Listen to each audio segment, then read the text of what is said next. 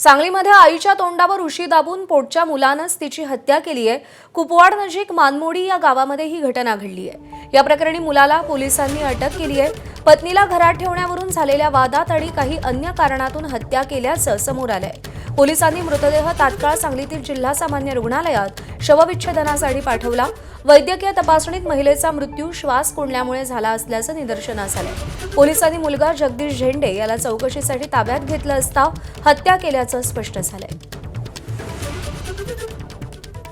महिला संगीता जीवन झेंडे वय 51 वर्ष यांचा मुलगा जगदीश जीवन झेंडे वय 28 वर्ष याने एका महिलेसोबत लग्न केलेले होते आणि ती महिला सून म्हणून आईला मान्य नव्हती आणि त्यामुळे आईचे आणि मुलाचे वाद होत होते। तिला नाकतोंड दाबून तिथं खून केलेला आहे। अशा अनुषंगाने गुन्हा दाखल करून पुढील तपास आम्ही सुद्धा करत आहोत। एबीपी माझा, उघडा डोळे बघा नीट।